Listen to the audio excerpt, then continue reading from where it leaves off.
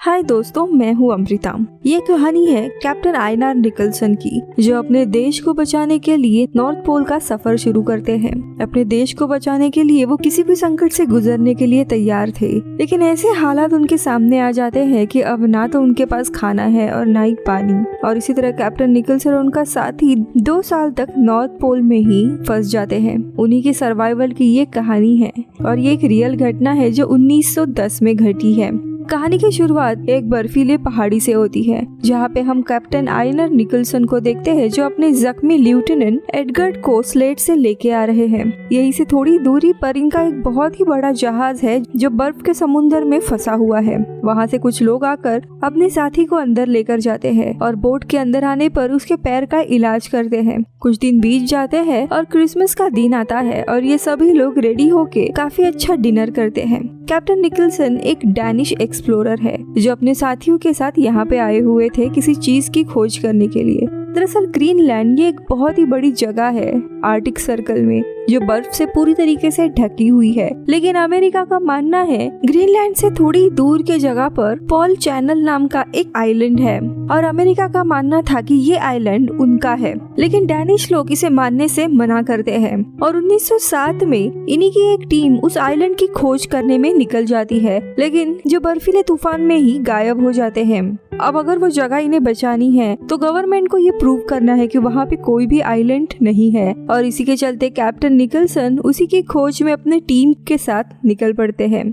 अब यहाँ पे डिनर के बाद कैप्टन निकल्सन यहाँ सबको एक मैप दिखाते हैं जो उन्हें आसपास की जमीन एक्सप्लोर करते समय मिला था। कैप्टन यहाँ बताते हैं कि मैप पर एक लोकेशन मार्क्ड है जिसे उनके पहले टीम ने मार्क किया है। अगर वे लोग इस लोकेशन पर गए तो उन्हें उस पहले टीम की सारी रिसर्च मिल सकती है, इसलिए कैप्टन वहाँ जाने का फैसला करते हैं। लेकिन वो जगह यहाँ से कोसों दूर है। वहाँ पे जाने के लिए करीब 6 महीने लगने वाले थे। इनका पहला प्लान था कि जहाज लेके जाना है, लेकिन यहाँ पे इतनी ठंड है कि इनका जहाज भी अब बर्फ के समुद्र में फंस गया है। अगर ये लोग पैदल ही यहाँ से निकले तो इनका बचना मुश्किल है और पहले के टीम की तरह ही इन सब की भी मौत हो जाएगी। इसी के चलते एक एक करके इनकी सारे टीममेट्स ये मिशन कंटिन्यू करने के लिए मना कर देते हैं। कैप्टन को ये सुन के थोड़ा बुरा लगता है, लेकिन वो किसी को भी जबरदस्ती लेके नहीं जा सकते थे। लेकिन अपने देश को बचाने के लिए उन्हें ये कदम उठाना पड़ता है और वो अकेले ही वहाँ जाने का फैसला करते हैं। आगे के कुछ दिन वो अपनी जाने की तैयारी में लगे होते हैं, तो वही बाकी के टीममेट्स उन्हें मदद कर रहे होते हैं।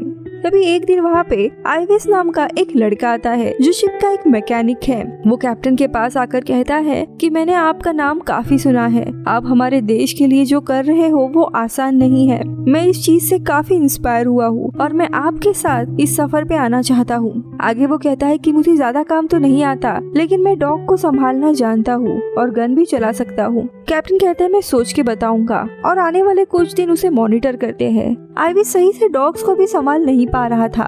दरअसल वो डॉग से काफी प्यार करता था और उन्हें काफी अच्छे से ट्रीट करने लगता है, जिसे देखकर एक साथी उसे आकर कहता है कि तुम डॉग से प्यार ना करो तो ही अच्छा होगा, क्योंकि तुम जिस सफर पे जाने का सोच रहे हो वहाँ पे अगर डॉग वीक हो जाता है तो उसे मारना पड़ता है। तुम्हें एक डिसिप्लिन में रहना होगा। खैर, अब कैप्टन उसके सीनियर से बात करते हैं और पता चलता है कि आइविस का नेवी का भी बैकग्राउंड है, इसीलिए उसे अपने साथ लेकर जाने के लिए मान जाते हैं। अब ऐसे ही करते करते 1 मार्च आ जाता है और कैप्टन निकल्सन और आइविस दोनों की फोटो खींची जाती है प्रूफ के लिए, और ये लोग अपने मिशन के लिए निकलते हैं। इस मिशन का लेफ्टिनेंट एडगर कैप्टन को जाने से वापस रोकता है, लेकिन कैप्टन नहीं मानते और सबको गुड बाय कह के निकल जाते हैं। अब इन साथियों को वहाँ पे इनके आने का वेट करना था। यहाँ पे आइविस काफी एक्साइटेड था इस पूरे एक्सपीडिशन के लिए। अब यहाँ कुछ दूर आकर उन्हें अपना सफर रोकना पड़ता है, क्योंकि सामने एक सीधी चट्टान आ जाती है। अब वो किसी तरह स्लेड को धक्का देकर ऊपर पहुंच जाते हैं, जिसके बाद देखते देखते रात हो जाती है और वो दोनों वहीं पे टेंट लगाकर रेस्ट करते हैं। यहाँ पे आइविस अपने फेवरेट डॉग बेयॉन को टेंट में लाने की परमिशन मांगता है, लेकिन कैप्टन उसे मना कर देते हैं। खैर, ऐसे इनके कई दिन बीत जाते हैं। कैप्टन हर एक दिन की एक चीज, डायरेक्शन, वेदर, ये सारी चीजें अपने बुक में लिख रहे होते हैं। ऐसे करते करते 26 दिन बीत जाते हैं और ये दोनों उस जगह पे पहुंच जाते हैं जहाँ पे पहली टीम रास्ता भटक गई थी। तभी वहाँ की हवाएं काफी तेज हो जाती है और मौसम थोड़ा बिगड़ जाता है। तो वो डिसाइड करते हैं कि अगले दिन ही आगे बढ़ेंगे। अब टेंट में आइविस कैप्टन से पूछता है कि आखिर उन लोगों को क्या हुआ था जो हमसे पहले यहाँ पे आए थे। तो कैप्टन खामोश हो जाते हैं, लेकिन कैप्टन जानते हैं कि पहले वाले लोग दरअसल रास्ता भटक गए हैं और बर्फ में जमकर मारे गए थे। जब कैप्टन पहली बार अपने साथियों के साथ लैंड को एक्सप्लोर करने के लिए आगे आए थे, तब वो एक बर्फीली गुफा में आए थे जहाँ पे उन्हें अपने पहले टीममेट्स की डेड बॉडीज मिली थी और वहीं से उन्हें ये मैप भी मिला था। पर कैप्टन ने ये बात किसी और को नहीं बताई क्योंकि ये सुनते ही सबका मनोबल खराब हो सकता है। अब अगला दिन आ जाता है और हम देखते हैं मौसम काफी साफ होता है। सूरज की धीमी धीमी किरणें इन्हें दिखाई दे रही थी, जिससे ये लोग बहुत ही ज्यादा खुश हो जाते हैं। उन्हें समझ आता है कि ये लोग जल्दी से ही जमीन को टच करने वाले हैं। इस बात से वे लोग काफी खुश है। लेकिन तभी बीच में डॉग काफी तेजी से दौड़ने लगते हैं। ये देख कैप्टन आइविस को बताते हैं कि डॉग्स को जमीन की खुशबू आ रही है, इसीलिए वो तेज दौड़ेंगे, उन्हें स्लो कर दो। लेकिन तब तक देर हो गई थी और डॉग्स इतना तेजी से जाते हैं कि आइविस उन्हें कंट्रोल करने के चक्कर में खुद ही नीचे गिर जाता है। सारे डब्बे नीचे गिरने लगते हैं और डॉग सीधा दौड़ते हुए स्लेड के साथ खाई के किनारे लटक जाते हैं। अब कैप्टन तुरंत उतर कर देखता है, जिसके बाद आइविस खुद को रस्सी बांधकर धीरे धीरे नीचे उतरने लगता है और सबसे पहले स्लेड को संभालकर कैप्टन के पास ऊपर भेज देता है। जिसके बाद वो एक एक करके सारे डॉग्स को भी निकालता है। लेकिन तभी आइविस देखता है कि उसका खास दोस्त यानी बियॉन वो नीचे खाई में और भी गहरी जगह पे लटका हुआ है और वो उसे निकालने नीचे जाता है। तो कैप्टन उसे मना करते हैं, लेकिन वो उनकी बात नहीं मानता और बियॉन को नीचे खींचने के लिए जाता है। लेकिन उसे ऊपर खींचते हुए उसकी रस्सी ही टूट जाती है और बेचारा बियॉन नीचे गिरकर मारा जाता है। इससे आइविस बहुत ही ज्यादा दुखी होता है, लेकिन उसे समझ आता है कि उसी के कारण काफी नुकसान हुआ है, इसीलिए वो कैप्टन से माफी मांगता है। कैप्टन भी उसे काफी डांट देते हैं क्योंकि उसने उनके ऑर्डर्स को फॉलो नहीं किया था।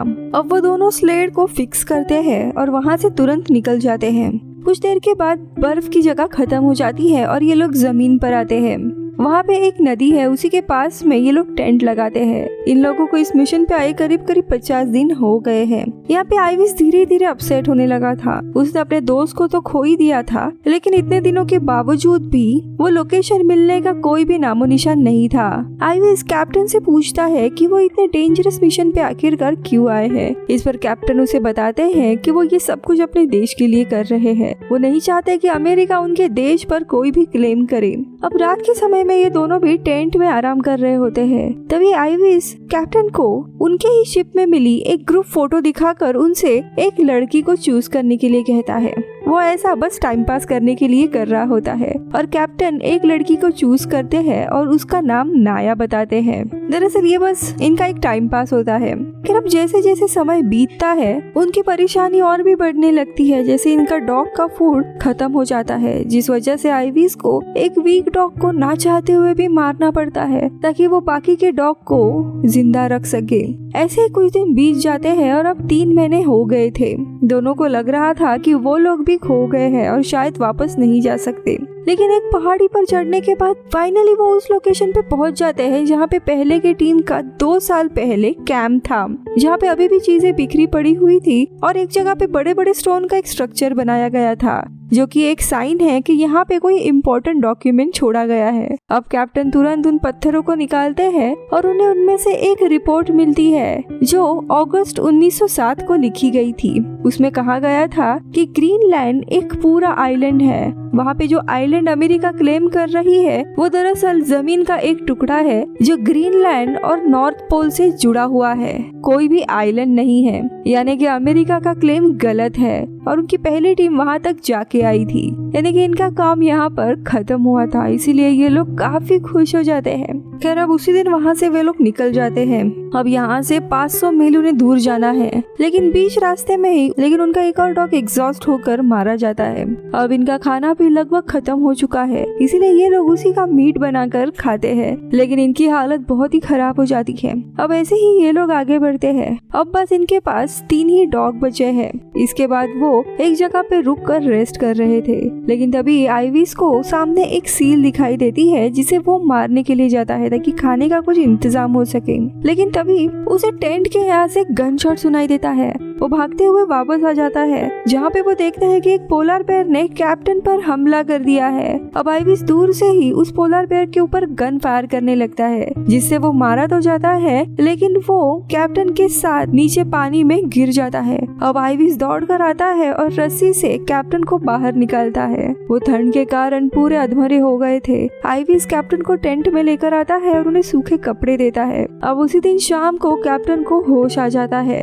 इतने ठंड में उनका बचना बहुत ही मुश्किल था, इसीलिए वो खुश हो जाते हैं, लेकिन उसी रात उनके बचे हुए डॉग भी मारे जाते हैं। अब अगले दिन कैप्टन पूरी स्लेट को जलाकर अपने कपड़े सुखा देते हैं, क्योंकि डॉग्स के बिना स्लेट यूजलेस था। और ये लोग कम खाने के साथ ही पैदल बर्फ से निकलने लगते हैं। अब इनकी प्रॉब्लम दुगनी हो गई थी, क्योंकि चलते हुए जाने से इनका स्पीड और कम हो गया था। देखते देखते 6 से 7 महीने बीत जाते हैं।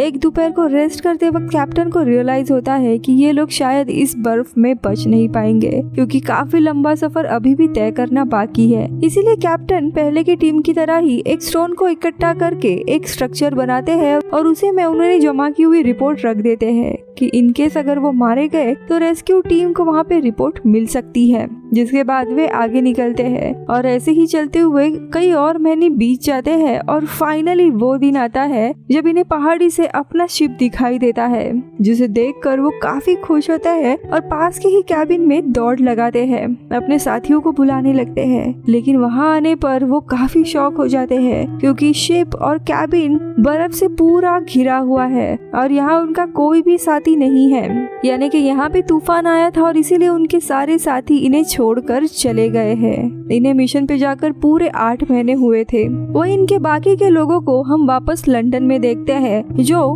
गवर्नमेंट के कमेटी के सामने अपनी रिपोर्ट पेश करते हैं और बताते हैं कि कैप्टन और आइविस ये दोनों आगे गए थे, लेकिन ये लोग जहाँ पे रुके हुए थे वहाँ पे भारी मात्रा में तूफान आने लगा था, जिसके कारण वे लोग कैप्टन का वेट नहीं कर पाए और हमें वापस लौटना पड़ा। लेकिन हमने कैप्टन और आइविस के लिए करीब करीब 1 साल का खाना वहाँ पे छोड़ा हुआ है, जिसे वो सरवाइव कर पाएंगे। और कमेटी से एक दूसरा रेस्क्यू मिशन के लिए अपील करते हैं, लेकिन कमेटी मना कर देती है। यानी कि कैप्टन और आइविस को कोई भी रेस्क्यू करने के लिए नहीं जा रहा था, वो उस जगह पे अब अकेले हैं। तो यहाँ पे हम कैबिन में देखते हैं, उन्हें खाना मिलने के कारण उनकी हालत अब ठीक हो गई थी। और हम बाहर का नजारा देखते हैं, धीरे धीरे बर्फ भी पिघल रही है और वो वेट कर रहे होते हैं कि कोई उन्हें बचाने के लिए वापस आएगा। लेकिन यहाँ पे अकेले रहने के कारण कैप्टन के ऊपर इसका काफी असर पड़ने लगता है और वो अजीब बर्ताव करने लगते हैं। उन्हें अलग अलग सपने आने लगते हैं और एक रात सपना आता है जिसमें वो देखते हैं कि एक बियर ने उनका बनाया हुआ स्टोन कवर को डिस्ट्रॉय कर दिया है, जिससे सारी रिपोर्ट हवा में उड़ गई है। अब ये सपना हकीकत ना बन जाए, इसीलिए कैप्टन डिसाइड करते हैं कि वो उस स्टोन कवर तक वापस जाएंगे और रिपोर्ट लेकर आएंगे। और अगले ही दिन भड़बड़ी में वो वहाँ से जाने के लिए निकलते हैं। हम देखते हैं माहौल और भी खराब था, लेकिन जाने से पहले आइविस कहता है कि हमें कैबिन में एक नोट छोड़ना चाहिए कि हम जिंदा है और कुछ ही दिन में लौट आएंगे, ताकि रेस्क्यू टीम को इनके बारे में पता चले। लेकिन कैप्टन को काफी जल्दबाजी में निकलना था, इसीलिए वो मना करते हैं और ये दोनों भी निकल जाते हैं। अब वापस के इस सफर में काफी महीने चले जाते हैं। अब कई महीनों के सफर के बाद वो उस जगह पे पहुँचते हैं जहाँ पे स्टोन बिखरे हुए हैं, लेकिन कैप्टन को रिपोर्ट मिल जाती है और ऐसे इन्हें वापस आने में कई महीने बीत जाते हैं। और देखते देखते पूरे मिशन को 15 महीने हो गए थे। हम देखते हैं बर्फ पूरी तरीके से पिघल गई है, जिससे अब रेस्क्यू टीम शायद वापस आ सकती थी। लेकिन इन्हें वापस आने पर कैबिन का दरवाजा खुला ही मिलता है। अंदर एक नोट लिखा हुआ है, जिससे ये पता चलता है कि रेस्क्यू टीम यहाँ पे आई थी, बट इन्हें ना देखकर वो यहाँ से चले गए हैं। अब इस बात से कैप्टन पूरा आग बबूला हो जाता है और गुस्से में हर जगह तोड़फोड़ करने लगता है। आइस को भी बेवजह काफी डांट देता है। तो यहाँ पे लंदन में हम देखते हैं कैप्टन एडगर्ड जो कमेटी को बता रहे होते हैं कि जब हम वहाँ पहुँचे तब कैबिन का सामान यूज किया हुआ था, यानी कैप्टन वहाँ पे अभी भी है, हमें एक बार वापस जाना चाहिए। लेकिन कमेटी कहती है कि वो दोबारा किसी को वहाँ पे नहीं भेजने वाले। वही हम कैप्टन को देखते हैं जो अपनी गलती के लिए खुद को दोषी मानते हैं और गुस्से में ही वो एक दूसरे कैबिन में रहने लगते हैं। आइविस से भी बात करना छोड़ देते हैं। अकेले रहने के कारण उन्हें हेलुसिनेशन होने लगता है। वो देखते हैं कि एक दिन नाया पैराशूट से उनसे मिलने के लिए आई है। जो उनके साथ डांस करती है, समय बिताती है और अचानक से उन्हें बताने लगती है कि तुम्हें बचाने के लिए कोई भी नहीं आ रहा है, तुम यहाँ पे अकेले हो, तुम्हारे कारण उस लड़की की भी जान जाने वाली है। कैप्टन ये सुन के रोने लगते हैं, लेकिन नाया असल में नहीं है, ये कैप्टन का सबकॉन्शियस होता है जो उन्हें ब्लेम कर रहा है। ऐसे ही एक दिन कैप्टन आइविस के पास नाइफ लेकर आते हैं, जिसे देखकर पहले तो आइविस काफी डर जाता है, लेकिन फिर कैप्टन उसे बताते हैं कि वो बस अपने नेक का ट्यूमर को हटवाना चाहते हैं। अब आइविस उनकी मदद करता है और वो ट्यूमर हटा देता है, जिससे उन्हें काफी राहत मिलती है। अब थोड़े ठीक होने के बाद वो नाया के बारे में उसे बताते हैं कि कैसे वो उसके साथ समय बिताती है, लेकिन आइविस गुस्सा होता है और उनसे कहता है कि ऐसी कोई भी लड़की नहीं है, आप पागल हो रहे हो, ये सब हेलुसिनेशन है। इसके कारण कैप्टन को गुस्सा आता है और गन से आइविस को मारने जाते हैं, लेकिन आइविस कैसे तैसे उन्हें शांत करके गन ले लेता है। अब इसी दरम्यान वहाँ पर भालू का हमला होता है, जिसे देखकर दोनों भी काफी डर जाते हैं, क्योंकि कैबिन काफी कमजोर है और दोनों दरवाजा बंद कर देते हैं। और भालू को भगाने के लिए ये लोग जोर जोर से चीखने लगते, चिल्लाने लगते और भालू वहाँ से डरकर भाग जाता है।